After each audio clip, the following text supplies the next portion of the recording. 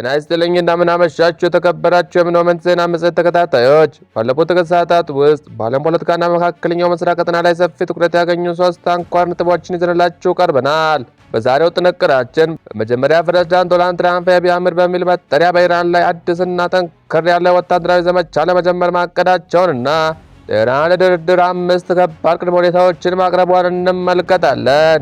በመቀጠል የሆርሙዝ የባህር ወሽመጥ ከኢራን ዛቻ ለመከላከልና የዓለምን ኢኮኖሚ ለመታደግ በአሜሪካና በባሕረ ሰላጤው ሀገራት የቀረበው የውሳኔ ሀሳብ ከ111 በላይ ሀገራት ድጋፍ ማግኘቱን የምንዳስስ ይሆናል። በመጨረሻም ፕሬዝዳንት ትራምፕ በኢራንና በሆርሙዝ የባህር ወሽመጥ ዙሪያ ከቻይና ድጋፍ ለማግኘት ወደ ቤጂንግ የሚያደርጉት ጉብኝትና በአሜሪካ የነዳጅ ዋጋ መናር ምክንያት የተፈጠረውን የፖለቲካ ውጥረት በጥልቀት እንመለከታለን።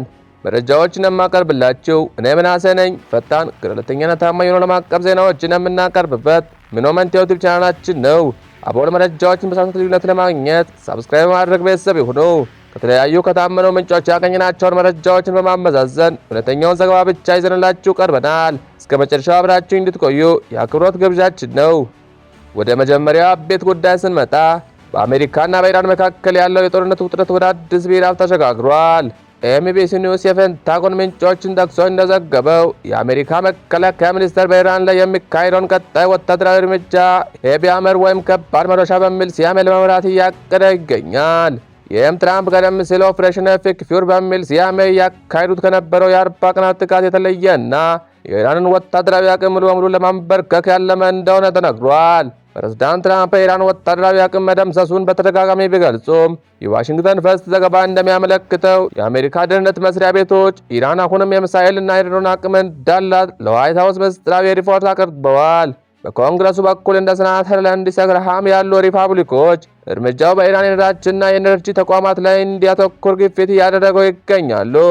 ኢራን በበኩሏን የዲፕሎማሲ በሩን ዝግ ባታደርግም ለማንኛውም ድርድር 5 ጠንካራ ቅድመ ሁኔታዎችን አቅርባለች። እነዚህም ጦርነቱ በኢራንና በሊባኖስ ሙሉ በሙሉ እንዲቆም፣ ለደረሰው ጉዳት ካሳ እንዲከፈል፣ የተደመደሙት የኢራን ገንዘቦች እንዲለቀቁ፣ ማዕቀቦች እንዲነሱና አሜሪካ በሆርሙዝ ወሽመጥ ላይ ያለውን የኢራን ሙሉ ሲቪላዊ ስልጣን እንድታውቅ የሚሉ ናቸው።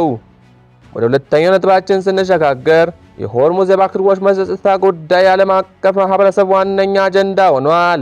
በሆርሙዝ የባህር ወሽመጥ ላይ ያለውን የመርከቦች ነፃ እንቅስቃሴ ለማረጋገጥና የዓለምን ኢኮኖሚ ከነዳጅ እጥረት ለመታደግ በአሜሪካና በባሕረ ሰላጤው ሀገራት የቀረበው የውሳኔ ሀሳብ በዓለም አቀፍ ደረጃ ከፍተኛ ድጋፍ እያገኘ ይገኛል። ከተባበሩት መንግስታት ድርጅት አባል ሀገራት መካከል እስካሁን 112 ሀገራት የውሳኔውን ሀሳብ በይፋ የደገፉት ሲሆን ከነዚህም መካከል ህንድ፣ ጃፓን፣ ኮሪያ ሪፐብሊክ፣ እንደ እንግሊዝ፣ ጣሊያ ያሉ የአውሮፓ ሀገራት እንዲሁም እንደ ግብጽ፣ ሊባኖስ እና ሶሪያ ያሉ የአረብ ሀገራት ይገኙበታል።